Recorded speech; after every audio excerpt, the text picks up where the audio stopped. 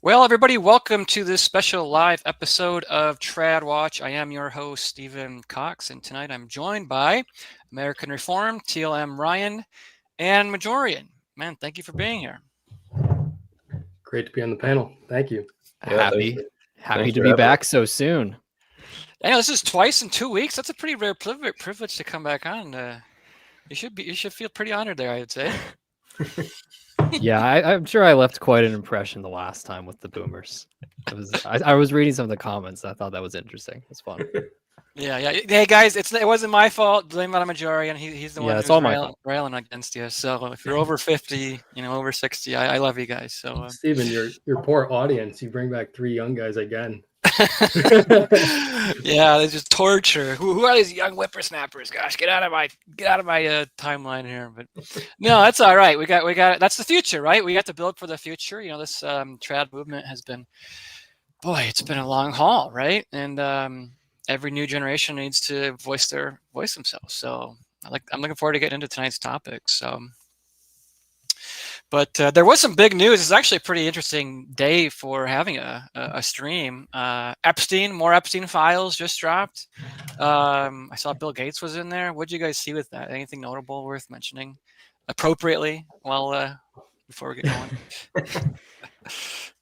Well, I think like there was. You go ahead. Yeah. Seems like Pizzagate was real. Yeah. Of course. Comet Pizza. Yeah. Comet. Whatever that was. Yeah. Mm-hmm. I think the most interesting thing for me was the Bill Gates had a discussion with Epstein about certain I'm trying to think of how to make this PG, not PG subjects, and had performed actions with a Russian lady of the night. And then some stuff with Elon Musk too. Yeah, that's interesting because Musk said I did not know, or I never met Epstein, and now of course his name pops up, and he was the one. He dropped that atomic bomb tweet. He said Trump is implicated in these things too, and then he deleted it not long after. After it was okay, that was maybe a little too far. But I know by the looks of it, it's all very, very sordid. But when Elon mentioned that, he showed up to the White House with a black eye the week after, which was conspicuous. But it seems that obviously it's all very rotten, and it's a reflection on a debauched ruling class, which you can see. But Elon does seem to be implicated perhaps to an extent. But I think, at least for me, I didn't vote for Trump in 24. I finally got off the plantation, thank God. And so I think here there might be an opportunity. What man intends for evil, God will use for good. So it does, in my eyes, this is great because it delegitimizes Trump and the Republican Party at large. And then we can talk about something in 2028, and perhaps there's some change within the ranks of the politicians, within all the organizations, the media apparatus, and Trump being hopefully these good people that have supported him up until this point will start to reconsider, especially Catholics, and think about what it means to have a Christian ethic in politics and to hold the politicians to high standards. And you have power when you withhold your vote, actually, when you abstain, when there's an unworthy candidate. So that's something I've been thinking about. So I don't want to say I'm not reveling in it, but I think it's something that could end up being a good thing. Yeah, I don't know any person personally, and I know many who voted for him 2 or 3 times. I don't know a single person who is going to go to the midterms. They're very aware that the midterms are required for Trump to not be impeached, and they are staying home. I don't know a single person, and a lot of people. I mean, the 2024 campaign was both intentionally and unintentionally genius. Some of the images from when he got shot and the fist in the air, the long form podcasts. It was a great campaign. Everybody was thrilled when he was elected. That is gone. And so ironically, it started to fall apart when those Epstein files were fake released. Remember when they got all these conservative influencers? Part 1. Posobiec was part of that too. Yeah, Posobiec. Just that guy's such a plant. It's so obvious. I think COVID did us a real grace in that it gave you opportunities to discern when you're being flatly lied to and propagandized. And every time I hear Jack Poso, however you pronounce his name, Jack Poso, whenever you start hearing him about the whole Epstein thing, it's so clear he's lying. I can't trust that guy at all. But anyways, it really, that's when I saw personally in my life other people starting to turn on Trump. And then of course with the immigration thing, it's fallen apart. I actually think that the raids into Georgia and the arrest of Don Lemon are damage control, because they must see some internal polling numbers that are just catastrophic. But this is where it all started. It was the Epstein.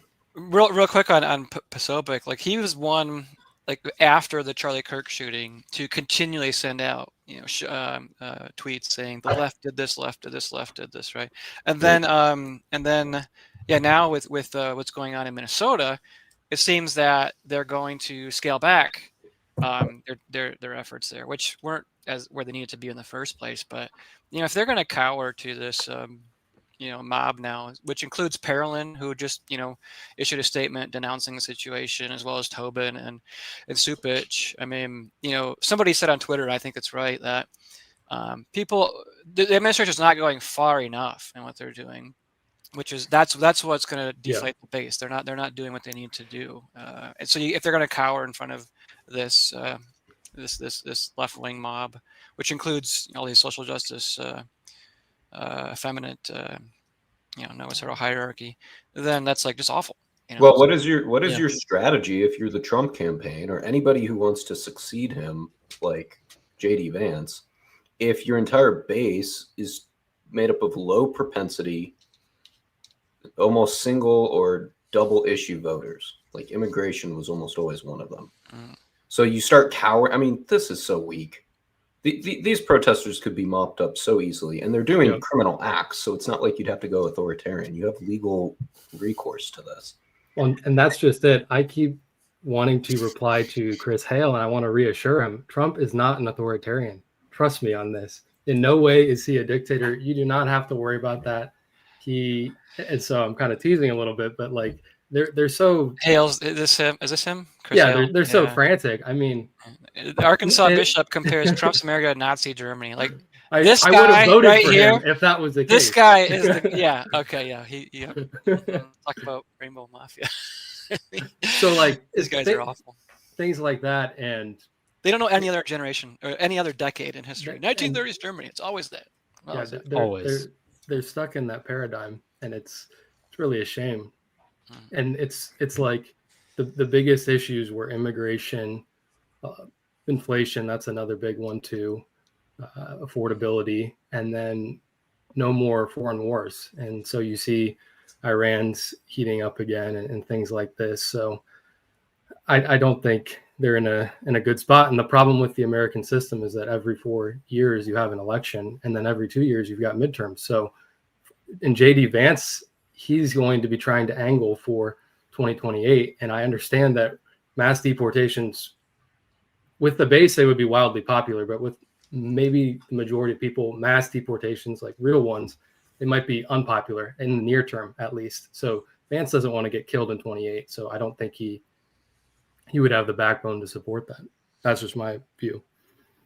I think I did see a tweet from him kind of saying that we could also lose if we fail to fulfill promises. I don't know. I'm way beyond voting at this point. I think it's like, I mean, he hasn't defunded the education department. Is that ever going to happen? He's not done anything. And I don't think anybody could do anything at this point. Like even if you grant him the mental faculty or the backbone to do it, I just don't. I think the bureaucracy, the way it's set up, it only expands and corrupts at this point. I think it's set up so that it is so hard to roll things back, and it's easier to just pass more junk. I don't see any way to get out of this except through a dictator. And the left, I think the left is already there. I think the left's been there since 2016. And the problem with Trump is he views himself as like this reform guy. He's, oh, I'm just going to reform it. We'll be back to like the Reagan days in the 80s. It's like, Yeah, the administrative state is too much No, in control, and yeah, which actually brings me to a good point. Thanks for being everybody in the chats. By the way, we see them. Appreciate the comments. We'll get to Vatican II as well as some other important topics as well in just a minute. But on the topic of not changing very much, I want to bring up a tweet that Majorian put out just the other day in response to the March for Life, and I think this is worth unpacking for a minute here, because yeah, like this, I'll read through this, right? Majorian, I do not like the March for Life. And no, it's not because I'm not pro-life. Of course I am. It's because I think the modern pro-life movement is overwhelmingly symbolic and therapeutic rather than strategic in its aims. What actually happens every year is that conservative politicians, influencers, and advocacy organizations gather in DC, give speeches, take a bunch of photos, run fundraising links, etc., and then go back into, disperse back into a political order that remains completely unchanged. So I'll give you the floor to add to that. What else do you want to say to your harem of critics out there? Dude, the pro-life ladies do not like me. I'm like, it's like that meme of the Grim Reaper like knocking on the doors of just one by one. First it was Lila, now it's Kristen. I'm keeping going. I think it's, you see them and they always have this movement every year, and it reminds me almost of like an industry conference, like a sales conference where you have people like all the cabinet salesmen of the world. They all come to this conference in like Las Vegas, and they all talk about how great they are at selling cabinets and how awesome they've been doing. I don't credit any of the pro-life supposed victories to the pro-life movement. I think actually the pro-life movement has been fighting against a lot of the victories that have happened. I mean, basically everybody, all the major figures, at least these public facing, usually women, didn't oppose Trump all three times in all primaries. And, he's the guy that got Roe overturned with the Supreme Court justices. It seems as though, and when you look at a lot of these organizations, their finances, they exist merely to fundraise, and they almost have a perverse incentive to not fundraise solve very the problem. well. Yeah. Because if they solve the problem, well, suddenly their organization has no purpose. You lose that, nice, what is it now? Like $380,000 salary that Lila Rose is getting every year. I think Kristen Hawkins is at around 315. All these are, by the way, all the information on these are charities. You can look up their 990 forms online. They're publicly available. And you can see exactly what they're spending their money on. And none of it is lobbying. No one in Washington actually takes them seriously. They'll sure take their campaign max out checks, but that's about it. I mean, I've been in the seat, when they're scheduling these meetings on the Hill, and you go in, you let the pro-life lady come in, Lila Rose, she'll take a picture with Dan Crenshaw or whoever, and then she'll walk right out. There's no conversation there. There's no like, you need to defund Planned Parenthood. I mean, how long have they been talking about defund Planned Parenthood? They haven't done anything about it. They got the Hyde Amendment. Good job. Like, that's it. And a lot of these, it's just a LARP, and that's what it feels like. And it seems like they have a fundamental misunderstanding where it's like they need to convince everybody to come to these pro-life conclusions. But that's not how politics actually works. That's how we purport to ourselves that it works, but that's not how it actually works at the end of the day. Well, the whole industry is set up to give politicians who actually don't care about protecting life an A rating, right? So I mean, the Crenshaw, biggest neocon out there. I think he's probably got a very high rating from all the different groups, right? Susan B. Anthony list, Lila Rose, So the pro-lifers have always been.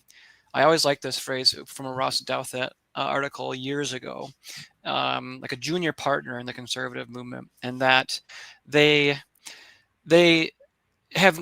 There's always show votes, right? Like you said, there's 1 million votes for defunding Planned Parenthood, but when it comes to like brass tacks, what has the difference been? And I think that is a strategic I think it is. Yeah, like I said, it's a LARP, and now I think that it's entirely women. Like in the early days, it was actually a lot of men. Joe Scheidler out of Chicago was like Yeah. one of the biggest, and I think a few others as well. And the tactics have changed too. Like they used to have different organizations would show up pictures of like aborted baby parts, and there's different strategies. But American Reformer, do you want to say something? Yeah, I can jump in here, and I think you're exactly right. The fundamental problem is that if they believe that abortion is murder, then that's something that is not tolerable. You cannot tolerate that in any way. And it's not sufficient to simply say that abortion is murder. It has to be acted on by the authority of the state. It has to be criminalized. This is the bare minimum, by the way. Bare minimum, it has to be criminalized because you say it's murder, which it is. So it has to be criminalized. All guilty parties involved need to be prosecuted to the full extent of the law, and it needs to be very severe. So that's what it means if we're to take this label pro-life. If it's to have any meaning, it's we're going to criminalize murder of the most innocent children, the unborn. We're going to criminalize that and hold any guilty party responsible, not unlike any other kind of homicide. That's one thing. The second thing is that they make the argument many times from consequence that it'll hurt the mother and her life, or like she's very upset after having, objectively speaking, murdered the child. She is very depressed and very sad. In one very narrow sense, yes, but the real argument, this is contrary to the fifth commandment, thou shalt not kill. It is contrary to the natural law. It begins and ends there. That's how you argue against it, and it has to be based on the natural law. So I think that is another problem. And the other insoluble contradiction I was talking about, where they want to say it's abortion is a crime, but then there's no guilty party. And then the last thing, Tim Gordon actually originally made this point. I thought it was very interesting. He said, even the label itself, pro-life, like I know we're all pro-life on this panel, but it is a very mushy term. And then that it's like rhetorically very strong for the opposition. And so they use that to cut against the death penalty, which is legitimate. So I know what it means to be pro-life, like as I define it there. I think properly, that's how all Catholics should, but I'm not even that crazy about the term either. I think that could probably be abandoned, and that would help us out more. I don't know if you guys feel the same way. I've seen a lot of guys actually come to that conclusion as well. I think a lot of the issues with the pro-life movement is that it is attempting to overthrow a moral order while simultaneously swearing loyalty to the political machinery that enforces that moral order. Totally. And when they say, when like Kristen Hawkins will say, like, you can't win young women if you say X about abortion. You can't win young women if you say that you should prosecute the mother or something like that. That's the language of marketing. That's the language of advertising. That's not the language of politics. So if you're actually constructing a political movement, you're not focused on optimizing messaging inside an inherently hostile system, which is the one we live in, but rather you're building a movement by identifying the system that is selecting these hostile elites and replacing it, because it's all about elites at the end of the day. So Donald Trump is an elite, Hillary Clinton's elite, Kamala Harris, they're all elites, right? And they all kind of work within the same system. So if you want to, change the system, you need to have some sort of a counter elite. And they don't think beyond 2 to 4 years, in this. But you need to be thinking about infiltrating institutions, because you won't have to convince individual women to change their opinion on abortion if you change the institution, the educational institutions. Correct. That teach them to support abortion from an early age. If you change those institutions, so instead of thinking on just an individual level, which is just dumb, you should be thinking, how do we win these broader victories over time? No, that is exactly right. And there is this air that is really embedded in American culture because it is so individualistic and so democratic. The idea that you need to convince the masses, it's entirely untrue. And I agree with you wholly, where either we need to build an elite in parallel, a counter elite, or to retake the existing elite, as hard as that may be, or to even convert them. So I think that's really the aim. And then, like you were saying, building institutions, establishing social penalties, shame, ostracism, all these kinds of things. Women are very malleable in that regard, and they will, as fanatically as they are for abortion right now, they will change if the structures change. They will move right along. That's natural. And so, but that's when you have women leading the movement, they obviously aren't going to see that. So that's another huge problem.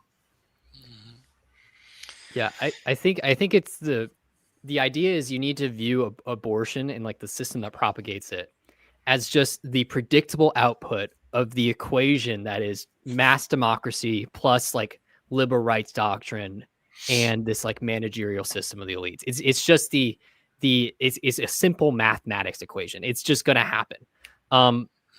So when you're saying like, you know, don't question voting, who's voting, or don't question these deeper, you know, civilizational trends we have going on, you're basically saying don't question the machinery that selected the elites who institutionalized abortion in the first place. And that is basically a strategy of permanent defeat. And that's why conservatives typically always lose. They're just shouting at the left, stop, because instead of having a vision, they are always playing defense. It is always defense with them. And they will tolerate any. I mean, they will tolerate the murder of the unborn, and they won't change how they live their lives any differently. There's no intransigence at all. And so the intransigence is when you really start to wield power. And like you were saying, voting is not very important right now. There are way better ways to go about politics, and boycotts, organizations, solidarity within Catholic communities, these kinds of things where you're working as a block, because that's kind of the idea that I've been advancing for a couple of months here in anticipation of 2028 on one of these issues that you can get a big consensus of Catholic voters. We need to say, unless you say that you are going to criminalize abortion, we will not vote. And we're willing to let the Republican Party lose.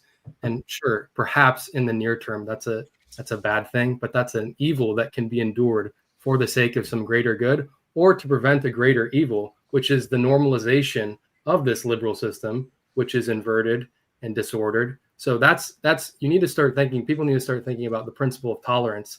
And so it's not always expedient to participate in these elections. You're actually legitimizing this evil system itself through that. So I want to pivot on that point, and I think that's a really good point, because I was talking with Theo Howard about this last week about integralism, liberalism, the world order, etc. And this ties into so I think we can start talking about like the church and the situation in tradition right now. And so the argument that I'm hearing, and I agree with you both on the abortion situation, and participating in like voting, is that no matter sort of who you kind of get in there, the system's so corrupted, it's sort of not going to change, right?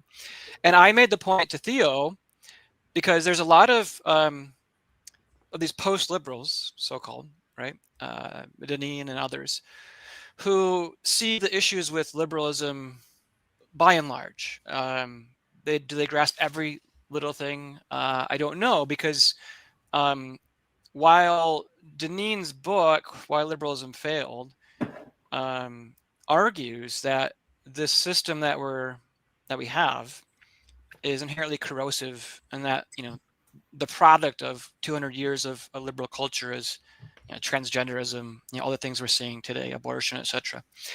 But the solution that Deneen provides at the end is not Christ the King. It's not counter-revolutionary. It's not anything more than just like warmed over communitarianism at best within that system. And I think there's some parallels for that as well as where trads find themselves now. Because as I've been fairly critical of who I just call now like the Latin massism, right? And this has been advocated by a number of people in the tradding space, as well as some clergy, that our approach now with Leo should be, let's just first get the victory of having our Latin masses liberated again, right? Traditionis Custodes should go. Let's put forward our best, first foot forward, best foot forward. But if to me, that's like what the pro-lifers want to do in this bigger, larger system. It's like you're just trying to find that one little thing when the situation, this conciliar church that we're in, it's the product of Vatican II. And I'll turn to Ryan first here because I know he just did a show on this the other day with Anthony Abate. Trying to, in my view, like move beyond Vatican II or forgetting it or something. It's like saying, let's just forget the Constitution exists. Like it's the grounding of the entire American culture. And so too is the Vatican II documents for the formation of seminarians, how Leo he's holding weekly audiences every Wednesday on these documents. And so my whole view, and some would say it's unrealistic or whatever, rad trad, is the whole system has to go, right? And so we're like in this prisoner of war camp, and so just fighting for like a few more minutes of lunchtime, that's might be nice, might do good to get some fresh air, but ultimately the goal has to be getting out of the camp. But I know it's a lot there, and maybe you all have some thoughts, but I'll just start with Ryan first because I know you've been talking about this a lot lately, so I'll give you the floor first. Yeah, thanks, Stephen. I agree. I do think that in both, and I was kind of quiet on the political side. I don't care anymore. I think we should abolish the Constitution. I think Trump should declare himself king. I don't get me wrong about that. It's hard to ignore it, right? It's a reality, is my point. So I see you there in the comments. I'm not disagreeing with you, but and same thing with the Second Vatican Council. I mean, even its strongest adherents, the ones that promulgated it, claimed it was pastoral and the balm of mercy instead of condemnations. It's a pastoral council. It's of the weakest levels. Ignore the freaking thing. I'm tired of it. I don't want to talk about it. I'm tired of getting into highbrow conversations about this and that. Just practice the way things, and that's the advantage that the Catholic Church has over the American government, is that the American government, I guess you could argue we tried something first, like the Articles of Confederation or something. It didn't work. Yeah. But the church has 1,800 plus years of the way things used to be. I say go back to the way things used to be.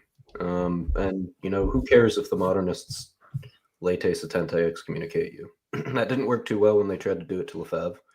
Call them on their bluff. The emperor has no clothes. Just, bishops are appointing other bishops. And eventually that's going to scare them a lot more than anybody I met with Pope Leo and, I just respectfully urged him.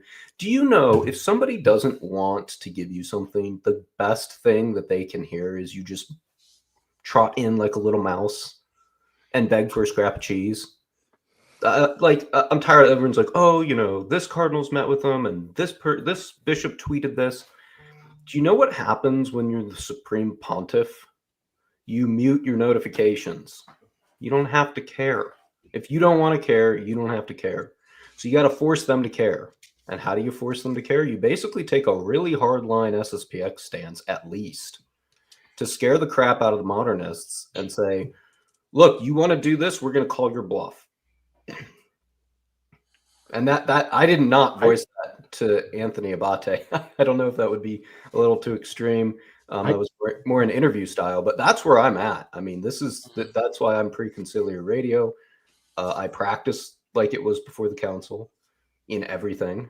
And that's really what we need to do, at least on the ground. But I think it's going to take a lot of courage from priests and bishops to basically say, no, you don't have the authority to do that. And I don't really care about your late setente excommunication. You're a heretic. Period. Reform. I can jump in here. I do agree with a lot of that too. And I wouldn't characterize it as only instilling fear. I think that is the right position with respect to Vatican II. And we need to go beyond it. The problem is that it has to be abrogated first. And so I think what you're getting at is that in the practical order, you do not recognize them as authorities in the practical order, despite any lip service to the contrary. So that's kind of where I think you're getting it right totally, and you're seeing that there is this absence of authority. But the disagreement I would have with you, perhaps, and I'm not trying to get you on the spot or anything, but when you look at how Vatican II was characterized by the authorities that promulgated it, and for example, Paul VI, it is true that he said it was a pastoral council, but in that same quote, he said, nevertheless, the council has been provided its teachings with the authority of the supreme ordinary magisterium. So it is true that Vatican II was a pastoral council. The problem is that it's an error to say that it has no doctrinal force, because it does. But he's quoting Vatican II there. I mean, yes. It's Francis citing himself, man. Like, call it for what it is. But this is where I have a different position on you, I know, than in the crisis in the church. I'm saying that there is a formal vacancy. There is no authority. Paul VI does not have authority. And so and the way you interpret Vatican II, as he says in Lumen Gentium, you interpret Vatican II according to his manifest mind and will. And now we have 60 years of very convergent data. It's systematic, it's convergent, and it's habitual error. Magisterium that has been erring consistently for 60 years now. What that reveals is an absence of divine assistance. We know that the Pope has divine assistance in the exercise of his office, not merely as a private person, but in the capacity as Roman Pontiff. And so even his teaching that is not infallible, his non-infallible teaching, is still authoritative, and it still demands assent. And I think that's the fundamental problem from my perspective, is that submission to the Roman Pontiff is a criterion of your salvation. You look in Unum Sanctum, Boniface VIII, and he dogmatizes that. And you see that taught, that's in Catholic doctrine, on the authority of the Pope, the papacy, the necessity of being submitted to his magisterium. So like, I agree with you in many, many ways. I'm just saying, I don't think that works. I don't think you can square that with Catholic doctrine on ecclesiology, something like that. It doesn't really matter, though, because you're doing the same thing I am. You just have a theory about whether or not the Pope's the Pope. Action is what counts. This is all theory. It's never been infallibly ruled one way or another what to do with this crisis. I agree. So at this point, action is what counts. We can sort this all out in 300 years when we've overtaken the modernists. We can call the council, and cardinals who have my opinion and your opinion, they can hash it out. It doesn't matter. Because at this point, the people like the sedevacantists who have that opinion, they do not have the numbers to do anything about it. We need more people to start acting like Williamsons, more people to start acting like Lefebvre's. Doesn't matter what your position is on the Pope. It really doesn't at this point, because there's more SSPX chapels. Rome fears the SSPX more. They probably fear the FSSP to an extent, although the FSSP seems a bit neutered. They need to fear Catholics who are Catholic. They don't fear like hermeneutic of continuity types at all. I agree totally. So you just have to call their bluff and say pastoral. And so for the sedevacantists looks at it and says, yeah, well, you still have to submit to this council, but we won't because of a different theory. It doesn't matter. The theory does not matter. Majorian's been quiet. Nobody in the chat is going to like that it doesn't matter, but I'm saying it. I'm just a quiet guy, you know? No, it's, you know, on these areas of issue, you know, I'm a bodybuilder, right? I'm not a theory guy. I'm not a theologian. So this is, you know, my background's in political theory. So I just apply political theory to the church, because the church is also an institution, right? And when you have issues with institutions, I think one thing people should know is, I mean, every society and basically the church is basically it's a kingdom of heaven on earth, right? Every society is ruled by a minority, always. The only question is which minority and how it reproduces itself. So power precedes legitimacy. and you can post hoc any sort of legitimacy you want after you have that power. So the focus here is acquiring power. Now, how do we acquire power? I think you can just look at the model the modernists. I think the modernists actually gave a pretty good model on how to acquire power. Infiltration works. Now, I'm not saying I'm not saying lying, obviously, but you can use a little bit of subversion every once in a while. I talked about this last time I was on the show, because when people talk about consent or not, I mean we're laity, there's only so much our opinions matter in the grand scheme of things, but it's not the foundation of how, like, the church is not a democracy, right? It's not the foundation of how power in the church is made, but it's certainly a lubricant, right? So how do you manufacture public opinion? You manufacture it upstream always. So the real terrain here is the institutions. So that's about as much as I'm comfortable saying on the theological elements of it. Is I think you can look at this through a political perspective as well. Well, I think look, I mean, I want to say a few things, like big picture. First of all, the term pastoral came from Cardinal Suinens before the council began. I think this was like right in the months before Vatican II was going to be held. So it was never on like John's mind to just, well, he did say we're going to come together and, change how things are taught. But, they did handle things touching on the core of what Catholicism is, right? They updated aspects of liturgy. They revised every sacrament afterwards. They redefined the ecclesiology. They grounded this notion that a person can be have a right to error on the dignity of the human person. So they refounded basically the church's views on the social kingship of Christ. And so I think if the way in which the council was operated, I think that term pastoral was invented by the liberals to defang or to put the traditionalists, if you will, on to kind of put people at ease, right? Oh, we're just going to say a few nice little things here, right? And then afterwards, and I'm familiar with that quote from Paul VI.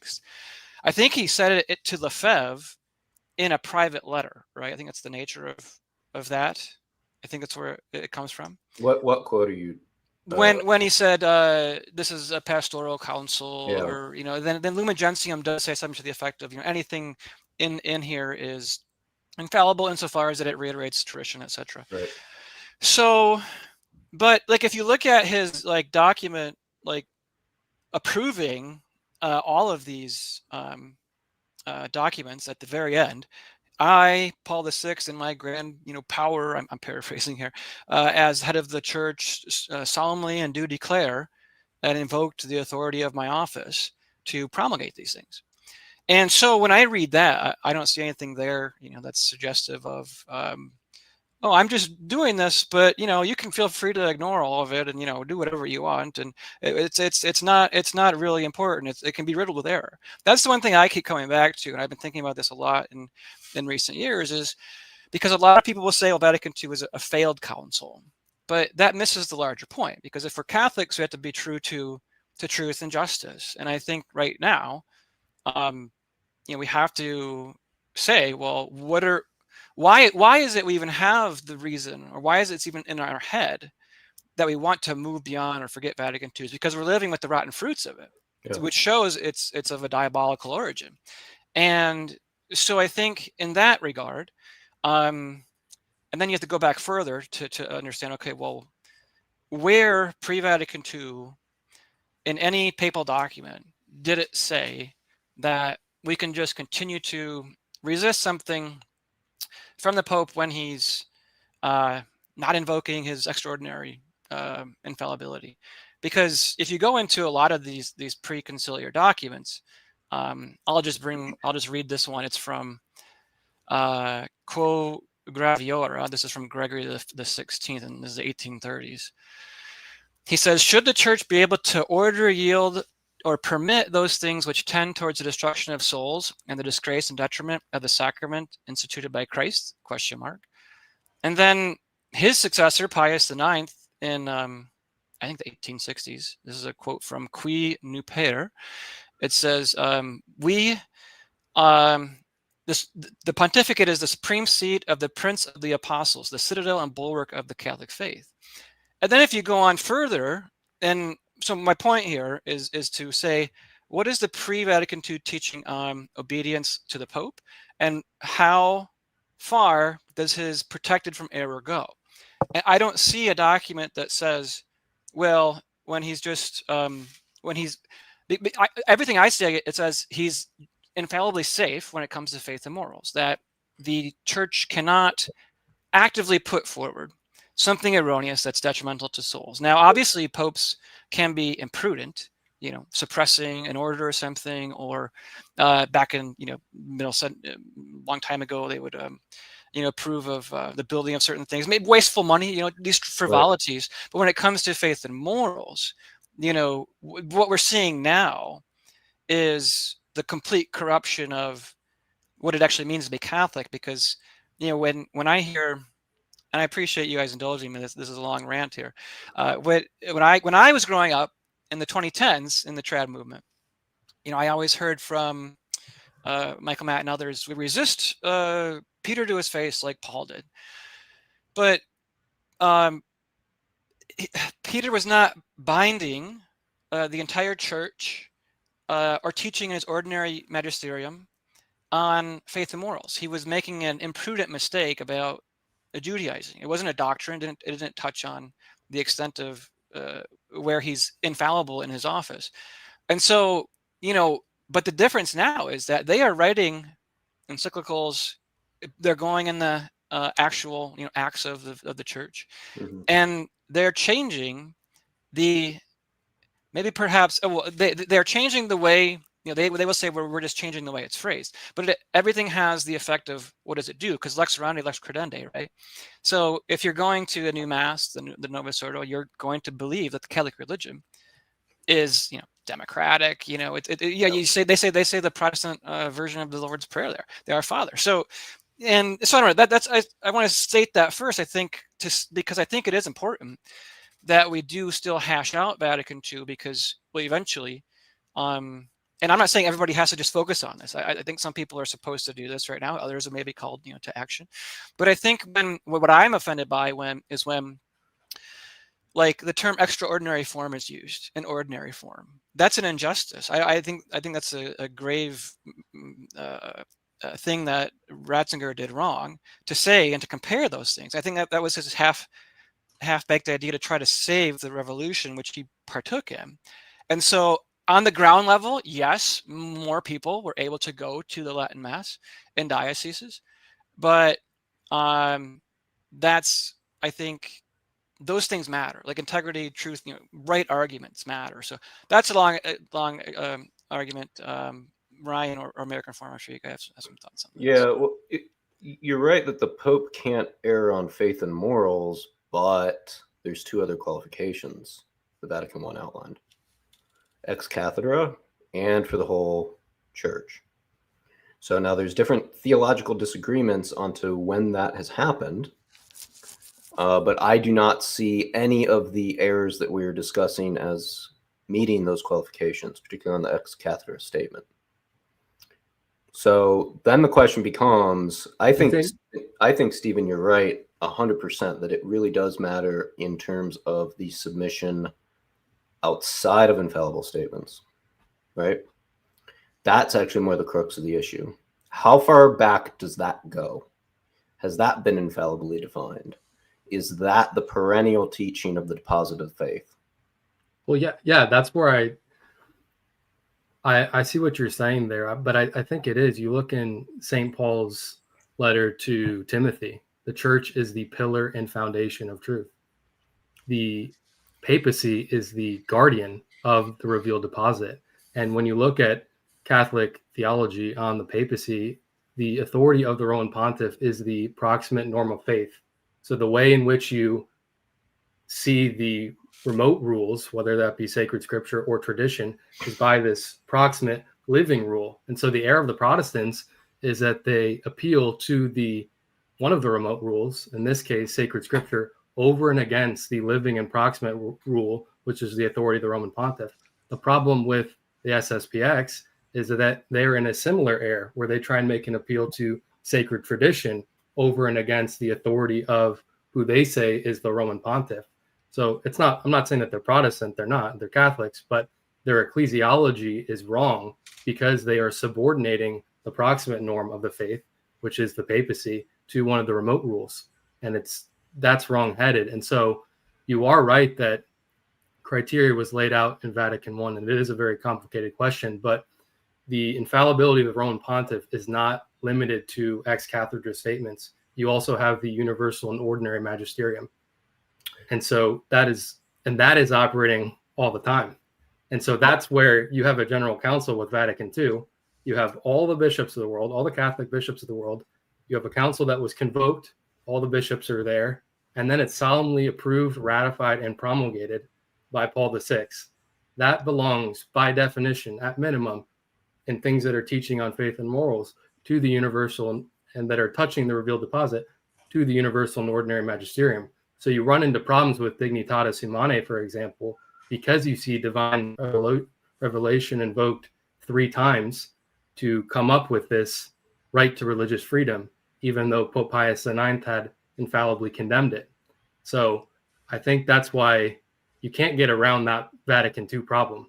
So my question here is, with the ordinary magisterium, is the ordinary magisterium infallible? The simply authentic or the ordinary, there's a distinction between the universal and ordinary magisterium. So it's a disputed question on the simply authentic. But see, so this isn't settled, is my point. It's not been infallibly determined where the infallible lines are outside of the papacy. So I did some homework on that. I'm glad you brought that up, because I think that this was taken from, where is it here? Novus Ordo Watch. I can't find it exactly. I had it here just a second ago, because you guys are probably getting really dizzy watching this. I'll take this off until I bring it back. But I think that when it comes to somebody else pick up. I'm going to try to find this again. Sorry. Majorian, you got to jump in. I'm getting called out. You know, it's out of prudence. I tend not to speak on, these issues just because I'm an idiot. And I'm well aware that my opinion is not fully formed. But when I'm talking about, when I talk about like when I'm applying elite theory to the church, obviously the church is not the same as a kingdom, right? But you can take some lessons even from a secular theory like elite theory and still apply it to the church. So you can look into the institutions I would say that are powerful here are how you get formation done. I mean, the formation of the priesthood, I mean, that's an incredibly powerful tool. And I think when we see, a lot of these boomer parishes die off, and I'm not using boomer as a slur there. I'm just using the term boomer as it's just objectively, it's describing reality. Use it as a slur. Yeah. I'm just saying for Steven's audience, all right? I know the boomers don't like me. It's all right. It's not a slur there. I'm being nice. When you see those parishes start to die off, you're going to see a lot of change within, the church writ large. And when all your priests become, traditionalists, and they all have this specific view on Vatican II or on, the papacy or whatever, that becomes powerful, because people will still be Catholic. But when the spread of the Novus Ordo parish is not as wide, I think you'll see a lot of change. Dude, calm down. Everyone's trying. Just relax, buddy. That's all right. Ryan, he's good with the statistics. I'm not sure the the year, but I think you were saying that right now a lot of these Catholics that are going to Novus Ordo parishes, they're hemorrhaging. And so I don't like, what is the year that you have come up with as a rough estimate? So in France, the traditional Latin Mass parishes will eclipse the Novus Ordo parishes in terms of numbers of parishes by 2040. They will be the first country. Not Germany? Not Germany, France. France has more per capita traditionalists. I believe Germany will be close behind. I think it's all going to start in Europe. And the reason for that is World War I really shook them a lot and cracked their faith first. Whereas the rest of the world, it seemed to be the council. So they kind of got a head step on the rest of the world. Now in America, my numbers were roughly in the 2090s is when those would eclipse. But that's just buildings, okay? That doesn't mean that very strong minorities won't be emerging before that. I actually have new data out. I'm going to start doing a episode on that by 2046. It's all going to be over. All the boomers and the silents will be gone, and then you're going to have Gen X, Millennial, Gen Z, and they're all going to be smaller. So the traditionalists will be competing with a much, much, much smaller, quote unquote, mainstream church. It's going to shift by a lot come 2046, a lot. We'll have all the power at that point, and it'll be so obvious that we're the future. I don't know how the hierarchy will react. They could continue to stick their head in the sand. But the reason they've been able to stick their head in the sand so long is because Vatican II has now been feasting off of what used to be a giant 2,000-year institution. Yep. It was immensely strong. There were a lot of numbers, great seminaries, schools, large families. It takes a little bit for that damage to actually hit. And as I've learned as someone who does stats on my show, everybody wants anecdotals because it only really hits you when you see it. Everyone's going to see it by the 2040s. So, no, I think that's right. And there was an interesting survey. This was years ago. I would be curious to know if you think it was reliable, but Father Donald Closter, I think he's a fraternity priest. mm-hmm. He did a survey and he compared Catholics that were going to TLM and Catholics that were going to Novus Ordo and the wide divergence in their beliefs. And that tracks with practical experience too. But I mean, it's something like 90% of Novus Ordo Catholics they think contraception's okay. They have no problem with gay marriage. A lot of them don't even attend mass, like things like this. It's crazy, the divergence. It is two different religions. Yeah, I've actually spoken to him 3 times now. Very interesting guy. And his theory is that the church is just one tick above the rest of the mainstream. So like for birth rates, he calculated birth rates or children per woman in that. And he showed that in the Novus Ordo, it was like 2.3. This was in 2017. Mm-hmm. He said, well, the rest of the world has also dropped since COVID. He said, I guarantee Novus Ordo women will drop almost similarly. And he's, but it takes a lot to get this data together. He finally did get it out, and it did. It's only like 0.1 higher than the secular world. So in the 60s, when the council was promulgated, the gap was here, just in terms of children, but in everything, in the way Catholics acted, and it has just narrowed slowly over time to the point that it is eclipsed ape of the church, right? I mean, it is truly the world has taken over. They opened up the church to get fresh air, and the world overtook it. Yeah. I want to go back. I did find what I was sort of looking for here with Pius XII. He was stating this in Mystici Corporis. He said, nor must it be thought that what is expounded in encyclical letters does not itself demand consent, since in writing these letters, the popes do not exercise supreme power of their teaching, teaching authority. For these matters are taught with the ordinary teaching authority, of which it is true to say, he who hears you hears me. Generally, what is expounded and inculcated in encyclical letters already for other reasons that pertains to Catholic doctrine. And so I mean, if you go back even further again, this is what I was kind of looking for. This is Pius Leo XIII. Union of minds therefore requires, together with a perfect accord in the one faith, complete submission and obedience of will to the Church and to the Roman Pontiff as to God Himself. This obedience should, however, be perfect because it's enjoined by faith itself and has this in common with faith. Then it cannot give in shreds, nay, were it not absolute, etc. So, I mean, again, back to what you were saying earlier, the argument that from what I've read, the encyclical letters are infallibly safe from error, from touching on erroneous or putting forward false doctrines that are harmful to the Church, right? That the Church itself, or to the faithful, that the Church itself, because it's the bride of Christ, it's protected from, again, giving poison or error or leading souls astray, as that quote earlier I read from Gregory the 12th.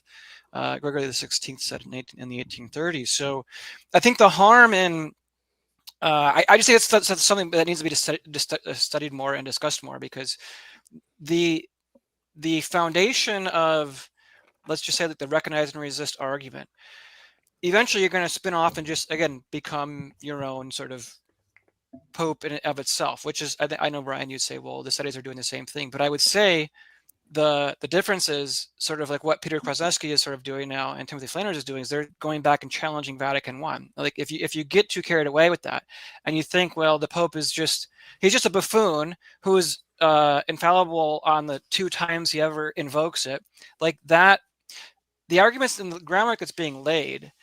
I mean, imagine if we actually have like someone in the Vatican wearing the white vestments tomorrow, or in a couple of years, who's elected, and says, "Okay, we're abrogating Vatican II, and we're going to the Latin Mass is the only thing we have." Well, James Martin is going to use the same exact arguments and say, "Well, he's not infallible," or okay, never mind. Peter, all the traditionalists resisted and rejected the Pope before, so we're just going to use their arguments. So I think the logical consistency is to say, well, what is the Church's teaching towards generally the Pope of himself historically?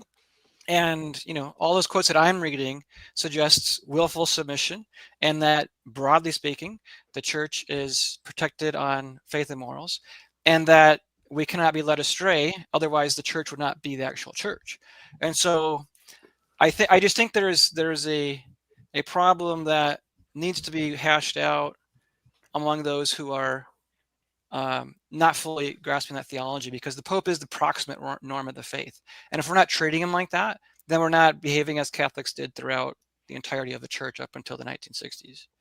Well, I think it's still an open question on some of what you've touched on. I mean, every encyclical. I mean, I would like to see those quotes. I don't. Everything I've read. I mean, that message incorporates 1950. Okay, yeah, real quick. That's very, very recent, and it's like, okay, everything encyclicals obey generally. Okay, that's like very new. So I'm just trying to go up to Vatican II and say, what is the position that we're supposed to hold? Right. I've tried to look back into that too. I'm starting to research this more as well, and it seems to be a mostly 19th century espousal at this point. It seems I'm not seeing things before that. But even if that's the case, we believe the Church is protected. Doctrinal so development. Because that's like, the thing. It's organic doctrinal development. But it's citing itself then. Well, it's all, again. So what? I mean, this is the point where. Well, no, the proofs are in sacred scripture, but just to. But you need wait. You need a magisterium to interpret sacred scripture. I agree entirely. So you gave me your take on sacred scripture, but like now what? Now we're spiraling into Protestantism. No, I think the opposite, because if you look in Humani Generis, this is Pope Pius XII, where he is correcting the tendencies of the neo-modernists. And he says, quote, "This sacred office of teacher in matters of faith and morals must be the proximate and universal criterion of truth for all theologians, since to it has been entrusted by Christ our Lord the whole deposit of faith, sacred scripture, and divine tradition, to be preserved, guarded, and interpreted." So I think that's the fundamental problem, is that if Paul VI is the Pope, he has Christ's authority, he has the assistance of the Holy Ghost. The best way to weather this crisis in the Church is to perfectly adhere to the exercise of his magisterium. That is a Catholic response to him being Pope. If he is the vicar of Jesus Christ in the exercise of his office. And this is not a naturalistic view of the papacy, which I think too many Catholics have nowadays, because they have seen all the error and all the craziness that's been coming after the council. If you have a real Catholic supernatural view of the papacy, you realize that this is not ordinary human authority. The president can err habitually. The Roman pontiff cannot habitually err over the course of 6 decades and lead the church astray. In fact, who was the pope that you quoted? It was was it Pius X or 12th? Pius XII, in whom I generous. Why do you think he was writing about that? The modernists hated the authority of the papacy, and they wanted to engage in. So it seemed. I mean, I agree that the modernists would have glommed onto that the most, but it was clearly being discussed. Well, I don't think it was being like discussed for like open discussion. Well, you just told me that no Catholic would have thought of the papacy the way we think of it now.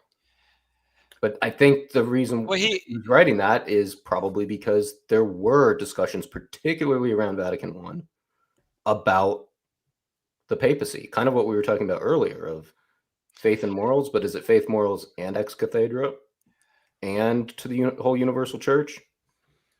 Well, here's, again, I'll bring up this Sapientiae Christiani. This is Leo XIII. This is after Vatican I. And he says, it belongs to the Pope to judge authoritatively what things the sacred oracles contain, as well as what doctrines are in harmony and what is in disagreement with them. Otherwise, there would be no sure interpreter of the commands of God, nor any safe guide showing men the way. So I guess I'm trying to lay the point that every document that I'm reading between Vatican I and Vatican II, there's a consistent point that says, the Pope is the rock to interpret right and wrong, and that everyone has to obey them. So Mystici Corporis was in response to the new theology emerging, and that the modernists were saying, no, that we don't need to obey the Pope and all these things. And he's reiterating to them, well, actually, yes, you do. And here's the citations. It's what Scripture says. So, I mean, he's citing, he who hears you hears me. That's a pretty firm command to be like, I am the shepherd. So then the follow-up question is, why then is there a distinction between infallible and non-infallible statements?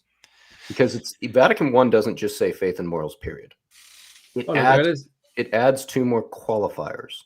So is every encyclical meeting Vatican I's standards? Because I've not seen theologians who claim that. Well, you're getting at a good point there, and there is a real distinction between the infallible teaching of the Roman Pontiff and non-infallible teaching. That's not really in question right here. It's authoritative teaching. And then the other thing is that the magisterium can be engaged with his supreme apostolic authority. So those are those ex cathedra pronouncements, which relatively speaking are rare. But then you also have the Roman Pontiff engaging the universal ordinary magisterium, which is equally infallible. So I think that's something that when does he do that then? Well, that's where I don't want to do like a whole debate on this, but like if you look in the theology manuals in the 19th century and the 20th century, and then all of the papal encyclicals, a good one is Casti Connubii, Pius XI. He talks about how in all things that touch faith or morals, you are to be guided by the authority of the Roman Pontiff in his teaching. And other quotes. What extent of see, this is okay. So yeah, because we don't want to hijack Stephen's totally here and turn it into a debate. Why is it like, I'm an attorney? Okay, I've started reading these things. It's a lot to unpack for someone like me. I know how to read legal language. Why are we now at the point where to figure out the next step in this crisis, we've got to have like critical readings of, well, what does this mean? Because I was just about to ask you. Authority, yes, but what level of authority? Infallible. And this is what I was talking about with some of the young people, is they hate this stuff. I don't know if Majorian could, he's smiling, but I think he's just reading chats. But it's like, do you think like some Gen Z kid is going to get in here and want to like hash this out? Or do you think he just wants to be Catholic and maybe he's attracted to the preconciliar way of being Catholic, which all of us here are? And really doesn't want to tackle this because look, you got to, we're just talking about power and converting and subversion? Are you going to beat people over the head with Vatican I and how you personally interpret it? I think, well, first of all, thanks for coming on, Ryan. I know it's a hostile environment here at the crowd and everybody. Every time I drink tequila, I get in a debate. That's all right. Yeah, we appreciate it, and I'm happy to have the conversations. I think this is all obviously in a good spirit, and we appreciate the comments as well. So yeah, no worries. I don't take it personally. My thought would be, I almost don't care what a Gen Z person who doesn't have the desire to know these things does, because it matters to God. It's a matter of truth and justice, and it's something that the church itself, so the church, broadly speaking, should be aware of, and should be at some point corrected. And so you're not wrong. I think what you're saying is, and I've done this in my personal life. I don't walk up to someone who comes to the church I go to who's new and ask them, "Hey, do you know the Pope's not infallible on all these sorts of things?" That's not the first topic you bring up. I mean, that's ridiculous. So, what are you coming here for? How'd you hear about it? And who sent you? Who you working for? And so you just, you get to know people. But I think though, and this I think where is maybe the divide is that. Again, like what I said earlier, 25 minutes ago, is that, the mainstream trad movement wants to do, I think what you're saying is, let's get more Latin masses out there. Let's, because it's obviously, gotten people interested into this funnel, if you will, into tradition. And now you're on this podcast talking about these things like that.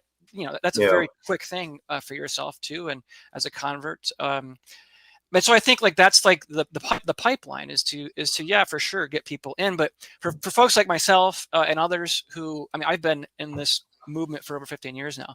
I've been where almost everybody has been previously, and it's like, okay, well, I used to think that a long time ago, and like at a certain point, you do study more and more, and you want to write about it, and you see what other people are saying and what the cardinals are saying, and where they're, I think, going wrong. And so it's like, okay, well, these are foundational, like in the roots level arguments. So like when Cardinal Burke is out there saying, oh, the beauty and the solemnity of the novus or of the extraordinary form, that's like nails on a chalkboard to me. Like, I understand why he's saying that, but there's no such thing as extraordinary form. Like theologically, this matters. And so for me personally, I would say there's a different levels, obviously, to, I hate to use the term, evangelize those and get them into this traditional conversation and like coming towards reality.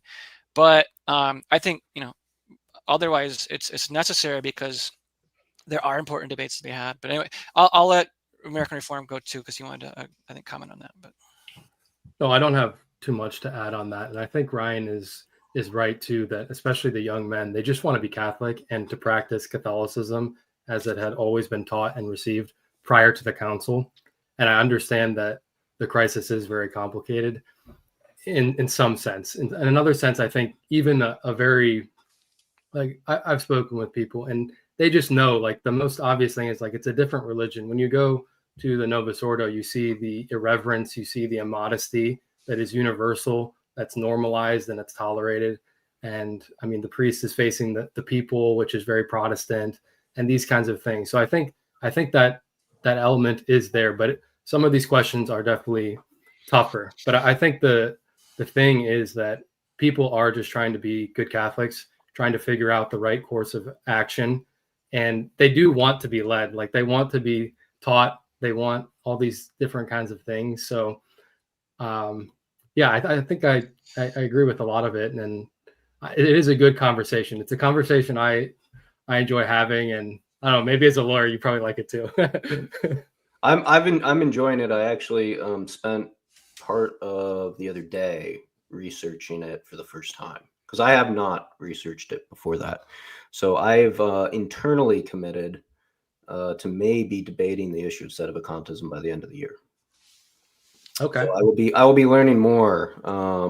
So I'm sorry, Stephen. I just decided to test this out. This is actually take 2 of my initial argument. I drove Darth Sadus absolutely mad on Twitter the other day, and I didn't do it. Tommy's going to disavow me now. He thinks Tommy, disavow. I've not done an adequate job here. Shut it I'll down. read this quote because everyone's bringing this up just to read it because it seems you all want me to read it. I think this is from chapter 3 or chapter 4 of Vatican I. The gift of truth and never-failing faith was therefore divinely conferred on Peter and his successors in this see, so that they might discharge their exalted office for the salvation of souls, and so the whole flock of Christ might be kept away by them from the poisonous food of error and be nourished with the sustenance of heavenly doctrine. So imagine, people are going to say, well, protected from poisonous food of error. Okay, well, if the stuff in Vatican II is a poisonous thing, then how can that actually come from the church? That would contradict what Vatican I. This is actually a question I want to explore more because I have the same argument with like modernist progressive Catholics. What part of a ecumenical council is infallible? Well, so it's a little bit of a misnomer because only doctrines themselves, they have, depending on the authority by which they are taught, that's the infallibility. So even to say that, you could say in a broad sense that like an encyclical is authoritative, which is true, but it's really the doctrines that are taught therein. And so the question is, you'd have to look at the theological note that's associated with it. So like say in Dignitatis Humanae, for example, 3 times divine revelation is invoked, and then it bases its teaching on that. So in that case, Paul VI is electing to have that teaching compared against sacred scripture. And so that's extremely authoritative. But other doctrines too, and not everything in the council is infallible. And lots of things that were taught were true. The subcategories are what matter, and it's on a categorizational basis. So if you're citing something that's infallible like scripture, that's going to be carry heavier weight than a simple statement. Infallibility is the effect of the authority. It's the effect of the divine assistance of the Holy Ghost and the authority of the papacy. So it's a relationship between that. It flows from that infallibility. Florida Locarb's got the idea here. Any statement promulgated by the Pope in union with the bishops is part of the ordinary universal magisterium, which is protected from error. So I think that's generally what's saying. Yeah, and the one thing I would say to Ryan, definitely before, because I think you want to be operating from the same sheet of music as us. And so just make sure you're looking into the theological manuals before the council. They're rich. They've got excellent scholastic argumentation. They draw out all the proofs. And then what you'll find, I'm wanting you to be convinced by this, but like, I think as you study it more, you will see this clarity come out. And so definitely I would encourage you that don't try and jump into any debate, make sure. Oh no, that's why I said by end of year. Oh yeah. Okay. Totally. Yeah. Take your time, study it. This is just a tequila ambush. We do have some super chats here. I do want to thank you guys for these. Jeremy Blanchard, you should have more debates on these topics. Good, healthy debates. Help young people discern.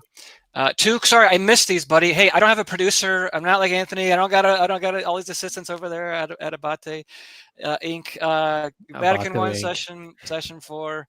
I hope I read that. I don't know if that was the right one that I read. I read that. I was driving him nuts the other day, and he screenshotted that from. I looked it up too. Don't worry. What does it say? I don't remember. I'm not. I don't know. It's something I'm going to have to dive in.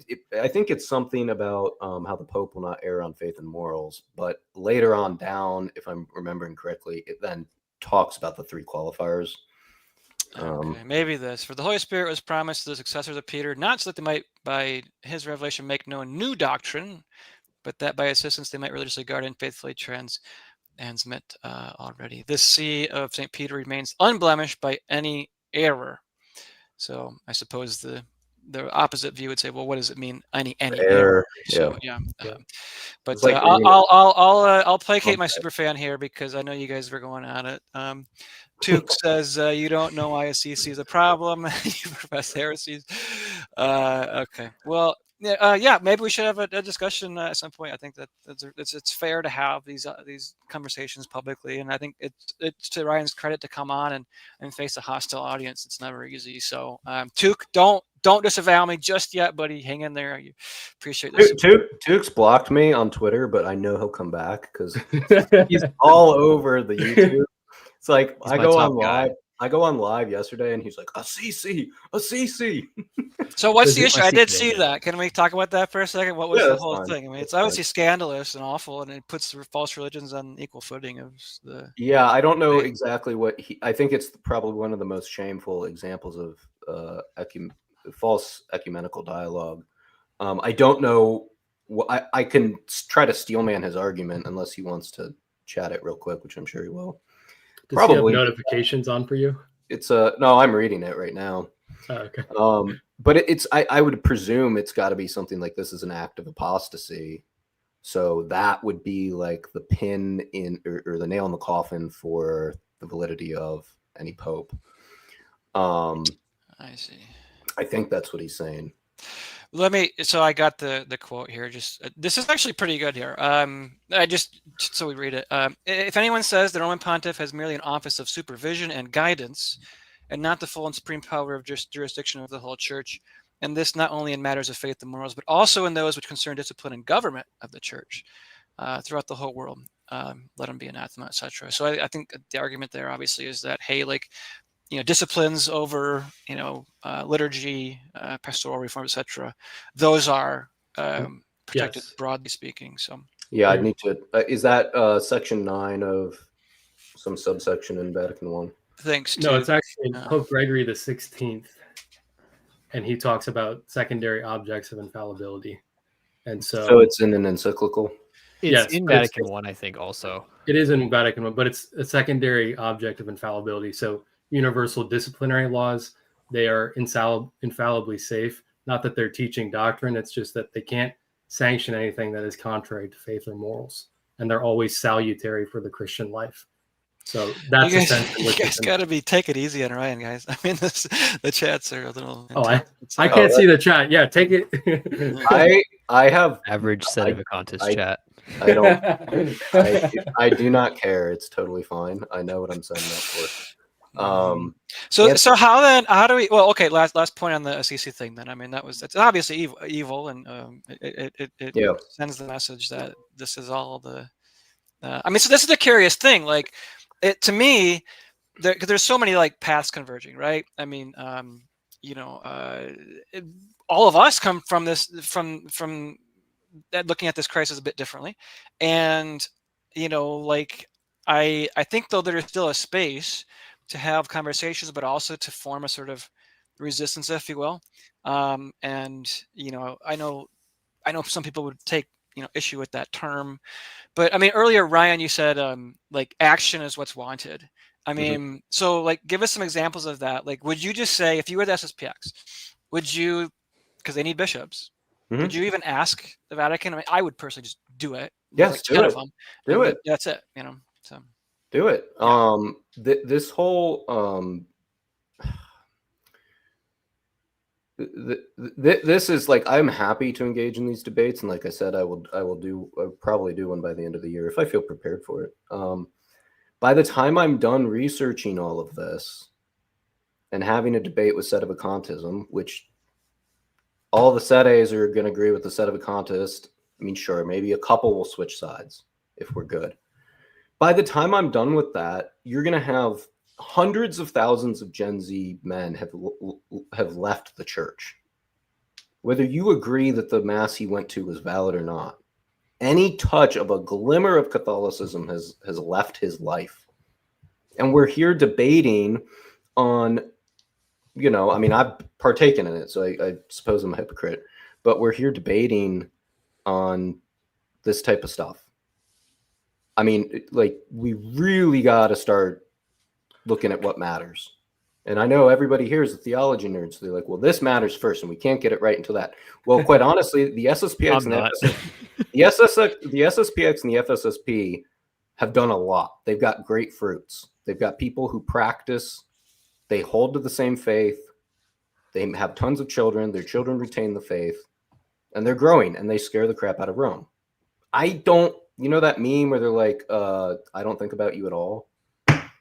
I don't know how much Rome thinks about the Sedevacantists, and I don't know how much it's going to actually impact what they do. But I know the SSPX and the FSSP do, and I think Rome is terrified of the SSPX consecrating, to Stephen's point, 10 more bishops. So absolutely do it. They will never even use their excommunicative authority appropriately. They just say, oh, well, like, we think it's lete setente. That's what John Paul II did to Lefebvre. He's just like, yeah, like, we kind of affirm, like, this, what we think the canon law would dictate. What is that? And then Benedict reverses it on the other four. Just do it, guys. I mean, it's a game of chicken.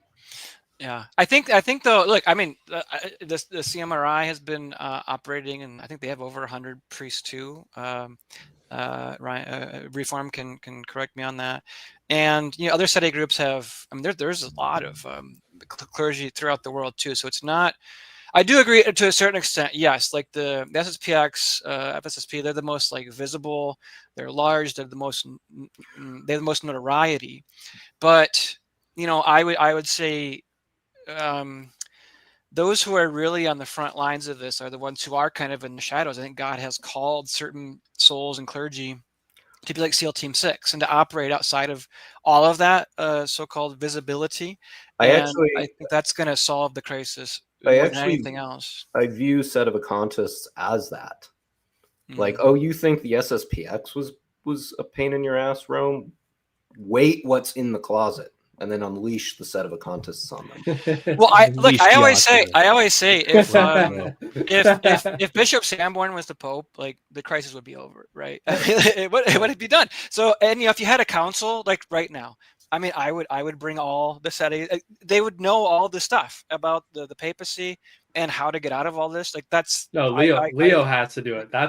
Leo needs to be the one to do it. That's what I was going to do it myself. So Leo has a canonical election. He needs to do it. Even I nominated you on Sedevacantists live stream. So yeah, Pope Cox, I heard that. Yeah, and I did. I told them to call up. I said, look, let's test this theory. You've been debating theories since 1958. Sedevacant. I don't have a problem with Sedevacantism. I just don't hold to it. I actually want you guys to grow because I do the stats. I'm trying to find more stats. So if anybody in the chat wants to message me on Twitter, I want to do a series on Sedevacantism because I don't view you guys as the enemy at all. I want you guys to grow just as fast as all the others. But I told Sedevacante, stop talking about it and call conclave, elect a pope, and see where the grace of heaven leads. Let's just test the theory. I'm all about action. I'm tired of talking. Call the conclave. My fear. I think someone in the chat here kind of had a good sort of point here. Rome is not scared of us, FSSP, SSPX, because they made a deal. They are owned by the Bergoglian Church. I think there's something to that, you know, because like, hey, how close are we to? Obviously, Rome does. They hate like that. Even like the Chartres pilgrimage happens. You know, they hate anybody who's in the Novus Ordo hierarchy. Like if you're in a Novus Ordo seminary, and you say, "What's the extraordinary form about?" You're probably going to get transferred. You know, so they don't like that at all. Yeah. But I think broadly speaking, I mean, you know, one of the reasons Williamson was who just passed the other day. Yesterday was his 1 year anniversary of his passing.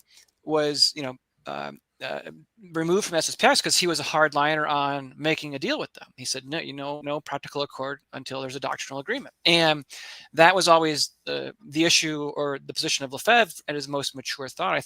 In like 1988 to 1991, he said, look, to enter into this conciliar church, to change it, you know, that's liberalism, right? You're accepting a free deal in a free conciliar church. And so I think there's something to be said about not caring what these, who I've called usurpers and squatters, care and think, because they've lost their authority, and to, like you said, do it. And I think that's the thing I think I agree with you most on is like, okay, what do we care anymore? Like we should be retaking these churches and just go in and just take it over, just like they did with in France, and I think the 70s, it was Saint Nicolas de Chardonnay. What about the Arian crisis? That's pretty much how they got out of it.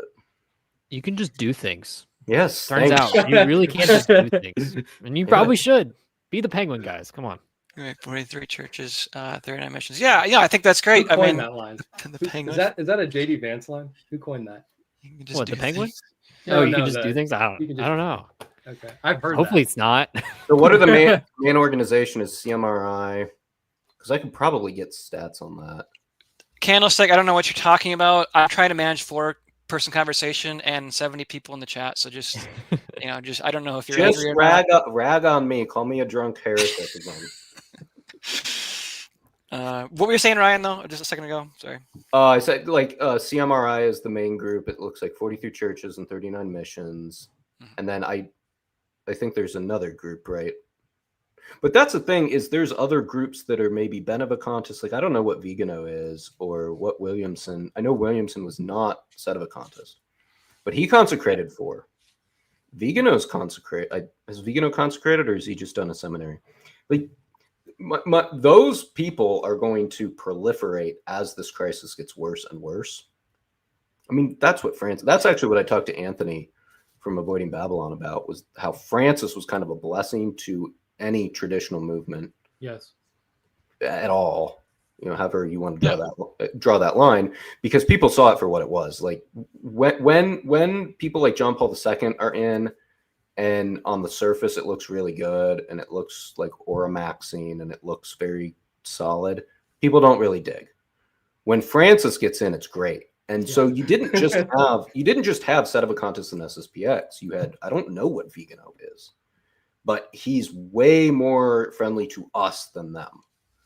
And so the more, those are just pebbles falling down to create what will ultimately be the avalanche. And when the boomers go, it's going to be a whole nother world. Well, so this is my world. This is my another big issue with a lot of like the mainstream neocons and neotrads is like they it seems to me see what's happening in a limited sense, right? Bishop Schneider's out here now saying we want he had an audience with Leo. He was on Michael Matt's program the other day saying it's not helpful to be super critical. I mean, I read, there was a quote from Vigano, and I'm putting it in a Substack of mine. It's like he's lamenting, and I'm paraphrasing, that his brethren have chosen the path of being tolerated in the synodal church. And that's my thought. It's like, Schneider, why don't you go to start a seminary and just do this? You know everything, what's going on. You see stuff. And like, it's not just SSPX. Like, I think there's a phony unity by staying, quote, in the church, because you all know, everyone who does that, like, I don't want to go beyond the diocesan limits. You know, this is like Michael Matt's whole argument. Like, oh, don't leave the church. Like, what church are you talking about? The one like don't leave the church. Don't eat avocado toast. Don't buy $14 lattes. That's it. Yeah, it's like, okay. Oh, so I have to go to my call me. Even if it's like a Latin mass in the diocese, like I'm sorry, I that was something I did like a couple times, like 15 years ago. It's like, this is they're giving you crumbs. You're being tolerated. You're the junior partner in this alliance, just like we talked about with the pro-life movement. You're just given show votes. Like once in a while, yeah, you can have your Latin mass, but the problem again, as we said earlier, with the pro-life movement, is that it's leaving this entire apparatus still there, and you're just fighting for this little thing. It's like, okay, apply that to the church. We need to be counter-revolutionaries, integral Catholics, not just trad, conservative, whatever. The whole thing has to go. And I agree. I think people will say, well, strategy matters. There's no strategy. This isn't a parliament. It's black and white. It's not politics. Like, so the Titanic is sinking. Get to the lifeboats. Well, that's it. The ship's done. I mean, this is what Bishop Williamson always said about the resistance that he basically started after the SSPX. Yeah. He said, we are the lifeboats just out here. We're not united because it's really choppy waters. Like, because the further you go out from that mainstream structure, that diocesan structure, yeah, there is a sort of unity and normalcy that comes with that when you stay in it. But really, where the faith is, where the church actually is, it's out in those rowboats. It's out in those disparate parts where you're going to have bigger disagreements. Because, again, as I think a reformer would agree with me, when the guy at the top, when his head's chopped off, or he's not there, whatever you want to say, when the Pope is not, if you don't have a Pope, you can't have a church operating. So everything is just forced. And everyone's just sort of left up to their devices. Like, again, when the shepherd is struck, the sheep are scattered. So that's another point, I think, to an advantage of the Sedevacantist argument is there's no unity anywhere. You can say, I'm going to stay in the diocesan churches and structures, but just because I want to, not get angry, not get my bishop angry at me.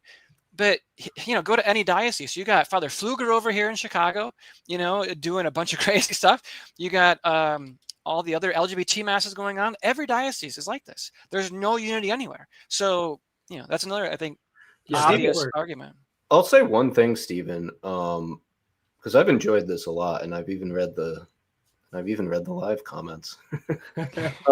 Never forget who the enemy is. That's right. So I have a lot of friends who don't like sedevacantists. I have a lot of people on more my side that don't like that I even like the SSPX. And this is what I tell everybody who's to the right of hermeneutic of continuity. Do not blame the reaction of the laity and priests for doing what they could because the hierarchy made bad decisions. You gotta root cause. You have to root cause where this problem came from, and it came to quote Akita, the apostasy came from the top. So the fact that like sedevacantism even exists because people are like, oh, I don't like sedevacantists. I'm like, don't hate sedevacantists. Hate the people that made sedevacantism feasible and quite honestly a very clean and simple solution. Like if you didn't have popes doing this absurdity, there would be no sedevacantism. I mean, that's the other argument too, though, because there's a lot of people who are, and if any of you guys got to go, by all means. I mean, Majorian, if you're getting tired from your zero free root beer, I need to see Majorian drink more root beer. Sugar free, guys. Let's see here. So that's like the thing, though. Like, so I see a lot of these, a lot of people who understand, like broadly speaking, like there's a crisis in the church. Or there's a crisis afflicting the Novus Ordo hierarchy, however you want to phrase it. And they'll say, like all sorts of Marian apparitions, the church has always said there'd be an apostasy. Well, if it's a false church, it's a false, different religion. Doesn't it make sense that there's not a pope in charge of a real pope in charge of this? Because it's like, that's the thing Taylor Marshall said, recently. He's like, writes his book on infiltration. The church is infiltrated by communists and Jews and Freemasons. By the way, I'll obey. I submit to the head of that church, Leo, and then he doesn't obey him on things because he's saying a bunch of heretical stuff. So it's like, I don't understand the logic in being able to say, false church, false apparitions, this is end apocalyptic times. But by the way, how dare Sedevacantists say this isn't the Pope? When it's like, that logically sort of makes sense to me. That's what we would be punished with, because through someone who's preaching a false religion, that's not possible. Do you know how many priests I know that said the Novus Ordo and were Benevacantists? Tons. It's interesting. Yeah. Okay, so like let's kind of like, and that's the thing. No, that's it's Francis really got people thinking. It's the same thing. You can have these arguments on all the documents, and I can do all my stats. When people really get something that matters to them taken away, or they have to deal with Pope Francis saying terrible things and heretical things, it shakes them, and that is actually what drives movement. I actually think my advice to the Sedevacantists would be: you don't need to outdo the absurdity of Rome, particularly online on Twitter. Let Rome drive people to you, because it'll do a lot. That was the beauty of Francis, and so that I agree with a lot of that. Yeah, you guys Leo's not playing ball right now. I think honestly, like, tempering down the spurging out that Sedevacantists typically do is like, it's probably would be a good thing. Just let Rome just continue to drive people away. I mean, I remember when I was converting, like Pope Francis was a huge obstacle for me converting. I mean, I think there's a ton of people who were like that. And when we were talking about young men earlier, I was listening. I was smiling, but I talked too much. No, it's cool. It's cool. I can yap. Everybody knows I can yap. I haven't proved that this show, but when we were talking about young men earlier, I was thinking, like, obviously there's different strains of autism, right? And some people are really into the theology autism. Some people, I mean, like, are like me, and they'll just read, every book about lifting ever and learn all the angles and stuff, everything about that.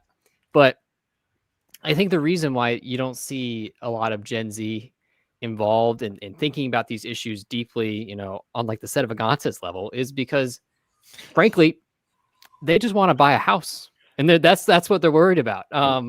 Yeah, I'm drunk on root beer. It's sugar free, guys. Don't worry. The sugar's not getting to my head. It's all that aspartame. Yeah, it's what. Fructose corn syrup. I won't go on my tangent about aspartame. Yeah, well, yeah. I mean, I would say that the non-sedes are also autistic. I think there's a lot of theology. I can't even speak right now. The root beer might have gotten actually to my head. There's a lot of theology guys out there. I mean, you see them. You see the Novus Ordo Pope splainers. That there's some autists on that side too. Yeah. Some guys get really into it, but your average, Gen Z guy, he sees a post blow up on Twitter that says, that someone asked for a girl's number after mass and she was mortified. No. That's the stuff they're dealing with right now. They're not thinking about the thesis or stuff like that. I mean, I'm not saying that's a good thing. I'm just observing what reality is right now. They're like, I'm not going to be able to buy a house till I'm 40. Yeah, that's interesting. So like, I wonder, and let me just maybe ask you guys, like, do you know who Professor Robert George is from? Do you know who that name ring a bell? Yes. Okay, American Reform knows. Well, George Weigel. Yes. heard of him? Mary Eberstadt. Aura. Mary Eberstadt. Mary has aura. Yeah. All right. So these are like neocon Catholics who are like in their 60s, and I'm glad I don't know them then. Well, right. That's my point. So there is a certain segment of my audience. I mean, I'm getting closer to 40. I grew up with them being like, the columns of, American Catholicism, and this is what conservative thought is. And now it seems when I ask, the Gen Z guys, do you know these people? They don't know. So I think that's like where there's. I barely knew who Michael Matt was. Yeah, right. I had like just heard of him, and then I saw the avocado toast thing, and of course I spurg out because I am also capable of spurging out. But like, it is really like some of these people that the older generation looks on as like pillars, like the Gen Z guys just don't even know, because like frankly, there's only so much time in the day, and a lot of these a lot of the theological slop that some of the the Catholic Inc. crowd and the Trad Inc. crowd can put out, that's highly produced, highly digestible. You can get through it in 15 minutes. That's what they're going to listen to. And unfortunately, it's slop. So it's not the best thing for them to be listening to. And that's even if they're listening to theology. I mean, I think a lot of them, I've seen a track of people converting, having some conversion experience, going to the Novus Ordo for a little bit. Maybe they ended up at an SSPX chapel or, a diocesan TLM, and then burning out. Like I see a lot of like very quick burnouts. And I don't really know, why necessarily. I think some of it is there's a general fatigue from trads about other issues. But I think a lot of it is like there's issues that, priests aren't speaking about that maybe they should be speaking about. And there's other issues that like, the lay theologians might want to touch on every once in a while. And just because I think people are observing, material conditions getting worse. And obviously, we're not fully focused on the material world here. We're trying to save souls, but it helps sometimes, I think, to talk about those things, and especially for the young guys. I think we need, as traditionalists, we need to come up with a very clean, short, 60-second TikTok clip on how to handle the crisis.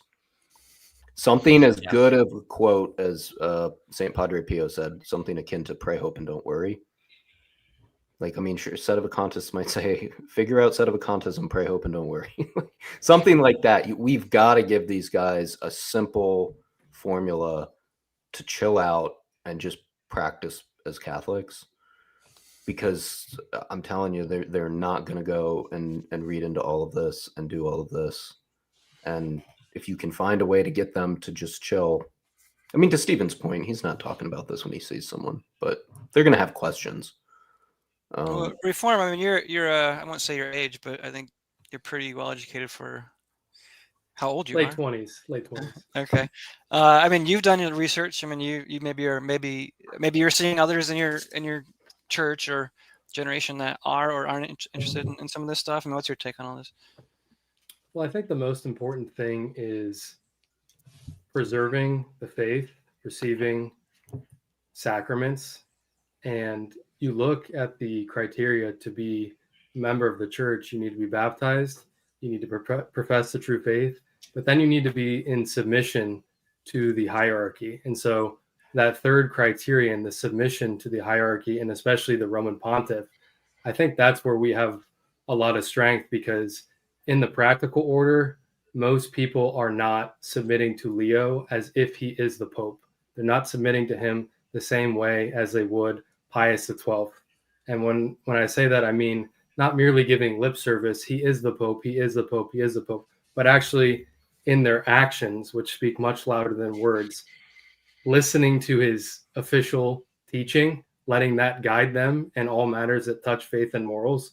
And that's where there is this very big inconsistency, because if you even have a cursory understanding of Catholic teaching on the papacy, and then you try and square that with Leo, you see all these problems, you see all these errors, these ambiguities, and it's not just him. He's really a product of the council.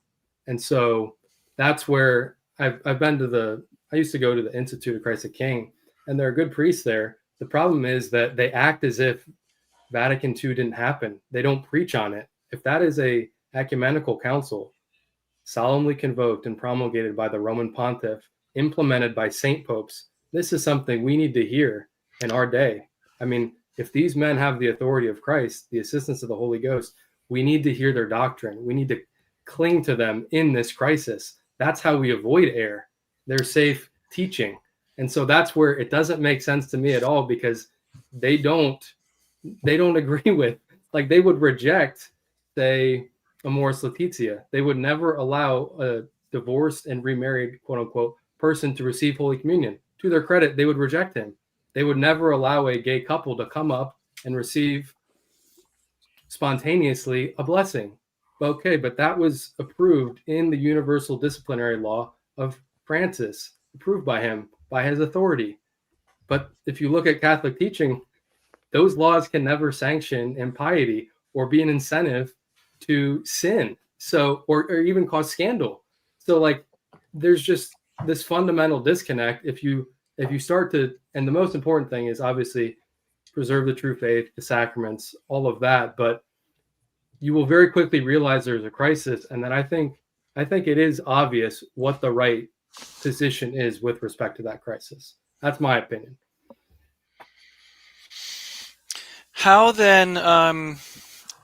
I mean, is there space for it? And I believe there is, for all these persons who are seeing these things. You know, all of us here are seeing these things, maybe disagreeing on certain questions. But I mean, I do think there is now, with the Trad Inc. going, you know, behind Pelican Plus. You know, Marshall's over here, Matt is over there, going to ICE protests and things.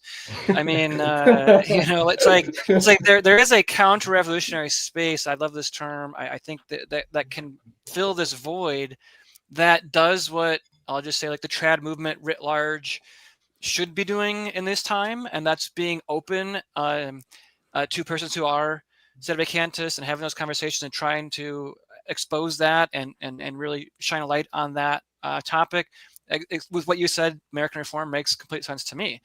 And then also being sure to not cut off or, you know, immediately think someone who's, you know, not there yet is a bad guy or a bad actor or an infiltrator. I think there's got to be something, as best we can do. I'm not calling to unite the clans. I'm not, you know, saying that sort of silly stuff. But all subscribe to Pelican Plus today, everybody. Check out their money. Well, no, that's you are definitely right. Not about paywalls. that. No paywalls with this movement. No. Check out my new show, Drunken Master Ryan, on Pelican Plus. Ryan, you're really taking the hits, man. I appreciate you. That's good. No, I think there is something to be said for that, and I hold to the the material formal thesis as formulated by Father Gerard de Laurier, late Dominican theologian. And so we don't see these people as non-Catholics. These are Catholics. They're just trying to figure out the right thing to do in the crisis. And so there is no Vatican II church in the strict sense of that, juridically separate from the Catholic Church. There's the Catholic Church. Vatican II religion, you might say, though.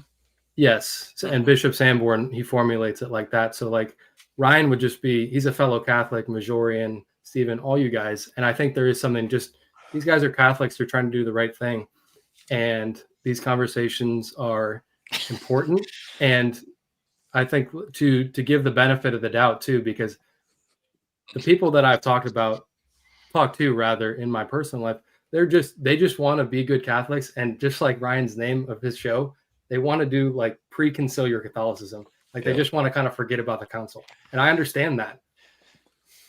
Well, I think that's the thing is like, that's another thing to your point too, Ryan, is, I mean, so I'm writing a book on Vatican II. I find it important for myself. It's a topic I've studied and read for years. So there's a lot of, I'll say, axes I have to grind with certain theologians and lay influencers.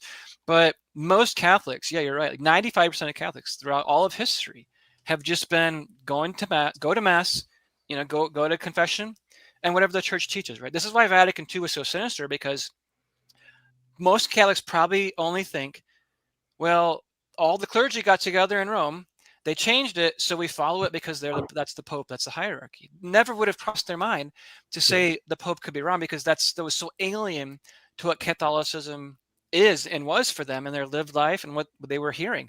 Because again, nowhere in the pre-Vatican II documents does it say, "Oh, you just resist a Pope and whenever you want," right? When you think it's suitable. So I guess my point is like, yes, I think we need to fight to make that reality, so that those who are the future generation can just go to mass and everything's normal, and they don't, so they don't have to think about this sort of stuff. Like I just think again, that's like some people are called to do that. Like if there was a council like tomorrow, I would hope I would be able to go be a reporter and like report on that stuff. 95% of Catholics are just not going to do that. That's fine. So you also got to understand the historical context of what most Catholics were like before 1900. Most couldn't read. Like we are pulling things up on a digital screen and trying to analyze an ecumenical council as laity. That is something the only people that could do that before 1900 were largely the priestly class. We are in a really weird time, just agnostic to the theories on this. No, that is right. And literacy rates were much lower back then, but a lot of people today are, maybe they're literate, but I don't think they're really comprehending things. But you are right about that too. I asked Bishop Sanborn about that real quick, and he said, well, even if these farmers in the Middle Ages couldn't read and they didn't know who the Pope was, they still obeyed him through his directives and his representatives, the bishop, etc., because it came down in a hierarchical manner, and that he was like the proximate rule of the faith, because that's their lived experience was the effect of the papacy itself. So it eventually would have trickled down to their parish, and so a lot of bishops didn't though. But they would be in submission with their local bishop, who is, and this is what I think is very important to understand the crisis today. The bishop, the ordinary, he is the principle of unity in the entire diocese. And so you look at the state of diocese, especially in the United States where we are, they're a wreck. I mean, Catholics, there's a wide divergence of beliefs among Catholics in the diocese. And I'm just saying, I'm not ruling on them subjectively in their culpability, but so many people believe things that are heterodox, even heretical. There's no uniformity. What that is evidencing is an absence of that principle of unity, which is the bishop.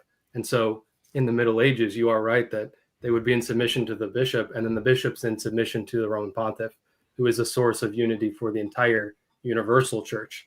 And so I think you can see the absence of that today, where you have Father James Martin, and there was this really funny instance, there was this exchange rather on Twitter a couple months ago. I won't name the priest, but there's this famous, maybe not famous, but well-respected priest that is very serious when it comes to theology. And he proudly declared himself in no way in communion with Father James Martin because he's a heretic. He said that he is a manifest heretic. He denounced him and he said, in no way am I in communion with him. And he's a diocesan priest, Right. theologian. A couple of weeks later, Leo met with Father James Martin. Okay, they're in communion. You've just severed yourself from communion with a priest that is in good standing with the Pope. That's in principle, that's schismatic, in principle. So like, it doesn't make, and he would say that he doesn't agree with the German synodal way, but all those bishops are in good standing with. I mean, that I understand the gravity of that situation, but I'm doing you a solid here from a set of Cantus standpoint. I don't think that's a good argument, because then you go back to the Arian crisis and what was it Saint Athanasius was doing. I mean, he was basically telling bishops who were Arians, like, you have no authority here. But the Pope, Liberians. But the Pope hadn't said that. The Pope hadn't excommunicated them. The Pope hadn't done any of those things. The Pope was still technically de facto in communion with those heretics. No, you are right about that. And so I think James Martin's a terrible person. I'm not disagreeing. No. I'm saying I don't think that's the right avenue to go to. No, you are right, and that's where I would add on to it. I would have to clarify too that it's something that is habitual. So you could see if Leo is unaware of James Martin and his activities, okay, I can understand that, why he has not denounced him and punished him, excommunicated him. The problem is that he is well aware of him and his ministry. I mean, he had the approval of Leo to do the LGBTQ procession in the Vatican. So it's something that's habitual. But you are right that if it was like a one-off or he was unaware of it and there was no denouncement, I get that. But I think the problem is that this has been ongoing. And so like Father Hans Kuhn, like all these heterodox prelates that have never been punished for obvious error. And it's not something that's like a one-off. Well, I think the end of the day, the argument is that is the religion of Vatican II, of the church that's been practiced and passed off as the Catholic religion, substantially the same or substantially different than the way it was practiced, the way its doctrines were presented, etc. Is the religion substantially different? And I don't think anybody can say that it's not. I mean, it absolutely is. Like, this is why they had to rewrite the Code of Canon Law, the Catechism. All the sacraments were tweaked in various ways. I mean, that's a question I think for you, Ryan, or those who are more continuity. It's like, do you believe this is the same religion? Does what Leo says and does with the CC or everything else, is that the same religion as what Pius X, St. Pius X, Pius XI, etc. taught? I don't think you can say it is, and I think that's the core of this. So I just did a video on I haven't released it yet. It's pre-record on all the changes of Vatican II, because the mother of my godson has a friend who will remain anonymous, and she sent her a message. This is really cool, actually. I'll read it real quick. She said, "I want to meet Ryan. I have so many questions." This is a revert, by the way. She said, "So when I started my journey back into the church, I feel like I was pretty fresh. Started back reading the Bible, gave me a whole new perspective of everything. I can't say I knew/know much about the Pope and the deep structure of the Catholic Church. I never wanted to until now. In the past couple of months, one thing has led to another, me asking questions, and it eventually led me to Vatican II. I actually had a conversation with AI to get some answers, and I felt like a huge veil was lifted. I always thought something was off about the church and the Catholic religion as a whole, and briefly reading some of these changes, it hit me instantly. I have been wanting to go to a Latin Mass ever since. I've started veiling at church. I have a huge pull to figure out everything that's been removed." I was like, wow. Did you AI generate that just to make me happy? Because that was incredible. Oh, that's great. So I made a video basically showing her Nice. it was removed, which of course you can't do because they've changed everything. But that was my point, is they have changed everything. My personal view is this: is it the same religion? I do not think that they changed infallibly any dogma. I think they practice in a way that inevitably, the more you practice it, will lead you to hold incorrect and heretical views. I actually just did a video where I showed It shows the if you were born Catholic and are retained Catholic graph based on birth year. And it literally is 100% retention up until you were born in like 1924. And then it gets Brutal. wider and wider and wider. I've played with a toy theory here, and it's just a theory. So let's piss off the chat. I think that Vatican II is the ape of the church. When you hear the theory, when you hear the mystical visions of the ape of the church, it always talks about building it. It's not an instant. Satan drops a false church to ape the real one. It's a building process. And they talk about everything that we're seeing. Everybody was admitted of every creed and profession of faith. That has certainly happened. Akita says the same thing, you know, so it seems like a building block. The question then becomes, do you have something that's aping the true church? Everybody, I think Sedevacantists agree with that too. It's more papal centric. Well, there's different flavors of Sedevacantists. Of course. This is the thing. So there's such a lack of nuance when it comes to that issue. But, no, but you are right that it was a long climb through the institution, because that's what you see Pope St. Pius X denouncing in Pascendi. He's saying that, and at the time they were modernists, because real quick, everybody has real jobs. This is true. This is true. Really funny. So. But like you were saying, so I go to the parable of how our Lord said there's wheat and chaff, and I think there's really good people and a minority probably doing their best and struggle. Like, look, when I rarely go ever to a Novus Ordo, and I see freak out chat, and I see these old women who are veiling and receiving on the tongue. I'm like, do you know the amount of crap they probably had to deal with to stay even quasi-traditional at this point? I have a lot of respect for those people. I mean, these are in places where there's no Latin Mass for 4-hour drives, right? I think there's good priests. I know a few. They're intermingled. Okay. And it's very confusing, because even if you get outside of that, now we have this channel and we start having debates on whether or not there's a pope or not. You've got Williamson, who didn't like the SSPX, and he went SSPX resistance. It's like the upgraded version. I don't know. You've got FSSP, which is different than SSPX. SSPX Plus. Yeah. Like Pelican Plus. There you go. You got Pelican Plus. Yeah. Not just Pelican Plus. It's exactly what our Lord saw when he came to this earth. He saw the sheep scattered and confused. Yep. And so I think the ape of the church may not be as clean cut as the Sedevacantist position would hold. I think that you may have wheat and chaff intermingled, but absolutely no doubt Vatican II was like the ground break for the ape of the church. That's the foundation, and they've been building.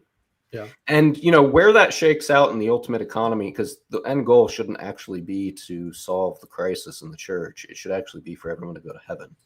You may actually, and I think you have to solve the crisis first for more people to go to heaven. But at the end of the day, if some person, invincible ignorance, all of this, where are the lines drawn? I have no idea. So I think it's a more fluid. Oh, only God knows that. To use a post-conciliar term, I think it's a developing ape of the church. I think that's very true. I think you even see that in a lot of the Q&A Bishop Seymour's live streams too. He'll say, I think there's good people in these institutions who just aren't there yet. They're not on the bus or on the train, going down the Latin Mass, SSPX, etc. And so I think that's the general view of a lot of Sedevacantists that I know. But we're almost 2 hours, guys. We could probably go for another 2 hours. I think Majorian's crashing out here. He's getting antsy, I know. I'll just throw it around one more time. You guys can take however long you want. You guys get the last word. I won't interrupt and promise not to interrupt the others. But anyone wants to go first, feel free. Take as long as you want, and we'll close off after that. Okay, I can go ahead. Yeah, I just want to thank Stephen for having us on tonight. It was a really good discussion. Covered current events at the very beginning, and then we got in deep into the crisis, had a really robust discussion. But I do want to emphasize what I was trying to say there, where the crisis did not form overnight, and it was a long march through the institutions. And this is something that was identified and denounced by Pope St. Pius X in his encyclical Pascendi, where he was talking about, at the time they were modernists, and they were trying to strike the axe at the very root of the Catholic faith in order to diffuse that air. And they ultimately wanted the see of St. Peter, because that is the principle of unity in the church. That is the vicar of Jesus Christ. So because of the saintly example of St. Pius X, he repressed the modernists in large part. And so they did submerge and go underground. And then after a couple of decades, they had reemerged at this point under the pontificate of Pius XI and Pius XII, who were very lax in the practical order. And the heresy of modernism had gotten much more dangerous because it had moderated to an extent. And so that's where you see the neo-modernists, who are just as revolutionary, but they're less honest. And you see that's denounced in Humani Generis from Pope Pius XII. So all that to say is that the Catholics right now, by and large, they're trying to do the right thing, whether they're going to the Novus Ordo, even whether they're going to SSPX. If they say the see is vacant and they're actually a sedevacantist, they say the see is formally vacant, like I would. I think that's kind of the key to everything. And I'll make a book recommendation, actually. There's a really good book by Roberto Di Mattei on the council. And if you read that, you see the radical theologians that were finding themselves allied at the council and all of their revolutionary activities. So it's the Second Vatican Council, An Unwritten Story. If anyone in the audience, my viewers, or any of you guys, it's a really good book if you want to get introduced to the crisis, the major players, Archbishop Lefebvre, Bishop Carli, some of the other, Cardinal Ruffini, and contemporaneously they were speaking out against the error that was being promulgated. So I'll make that my concluding pitch, and then I'll say one thing. I have a Substack, and tomorrow we're publishing a big essay, and it's America's Original Sin, the Godless Constitution. So if you're interested in the critique of the American founding and the documents, be on the lookout for that tomorrow. We'll be sure to put that in the description as well. Thank you, American Reform. And thank you for having me on, Stephen. Anytime. Well, Majorian, I think, is the crowd favorite tonight. For everybody loves Majorian. What can I say? I mean, it's because I'm so talkative. Yeah. No, it's I enjoyed being here. I enjoyed, on my show, I'm the one that talks probably 80% of the time. I'm quite a bit of a yapper, and it was good to sit back and listen to this great theological debate we had. But I think my takeaways is, I think the common theme here in both the political discussion at the beginning and now is there's a lot of long marches through institutions, and that's actually how you change institutions, for better or for worse. And I think there's something to be taken away from that in the future, both politically in this country and even in the church. So I think that's something to think about going forward. As for me, I don't normally just drink diet root beer and sit quietly and smile in the corner. I have a Substack. I have a Twitter. If you click on my Twitter, you can find all my links. And then I do a podcast where we talk, and we're way less serious about everything. We're very unserious, borderline too unserious, but it's a fun time. And yeah, I don't typically get still dreaming about that penguin. I mean, I'm still thinking. It's been a week. I listened to that song, the music for it like on loop, like last night. I just had it on for like 2 hours. Like I couldn't get enough of it. It's awesome. So good. Yeah. I was already listening to that song like in the gym prior to the penguin video, and that's just cemented it. So I'm like, all right, we're just going. Yeah, I talk about penguins sometimes. I talk about all sorts of stuff. I'm not huge theology guy. Obviously, I can debate a Protestant any day, but theology occasionally, mainly just meta commentary on the church, trad movement, make fun of some pencil necks here and there. It's a fun time. It's certainly a fun time. Yeah, keep it up. Appreciate you coming on. And the final argument here for our lawyer, Ryan. I'm not going to make a final argument. I do want to thank Closing Steve argument. Yeah. for having us on, and American Reform. I think you should be the spokesman for all the sedevacantists. I really enjoyed our chat. I'm not a sedevacantist. I'm not a good spokesman for them.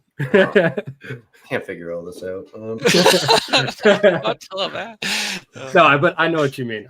Thank you, though. Whatever you are, just start getting them. Whatever you I'm are, Catholic. keep doing I'm it. He is. Catholic. He's just joking with you. Yeah, so I have a YouTube channel called Preconciliar Radio, and I generally look over, I look at fruits of different organizations. So the fruits of Vatican II are very bad, and I show that. I'm going to start doing a mini series on the SSPX, FSSP, Institute Christ the King, show their growth. It's all statistics based mostly, but I do also comment on other things. And I'm going to also probably at the end of that spotlight series do the CMRI, because I've been asking some of you guys to send me some links to that.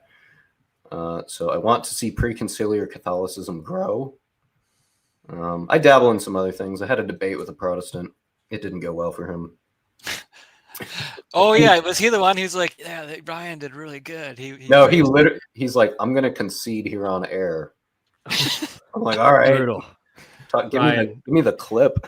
Uh-huh. Yeah. Ryan, something I'd be really interested in. Have you looked into the annulments? And if not, I'd love to see something on that, the changes after Vatican II, because especially in America, they're ubiquitous, which is terrible. Yes, that's sitting in my StreamYard bin, and I'm going to release it maybe next week. And it is for that friend of my friend who is kind of, and that's where it starts. I found that so interesting though, that she had an intuition that something was wrong in the church, and she always had. Yeah. So. Well, it's a good comment here from Daniel Vasco. I like that one. So. We love the penguin. Anything else, guys? That's a good to wrap. I think we can still keep going, but I didn't even finish my 2-liter. Ryan's thirsty. Yeah, Ryan needs more. He needs to get up and have another cocktail. Want some root beer? Root beer and gin. Yeah. Yuck. Anyway, all right, gentlemen, we appreciate your time. It's been a great show. Everybody in the chat, thanks for being here. We appreciate it, especially the super chats. Sorry, not getting to all of them as quickly as you want. We'll try to do better next time. No worries. And thanks for tuning in to this special episode of Trad Watch here at Cox News. Take care and God bless.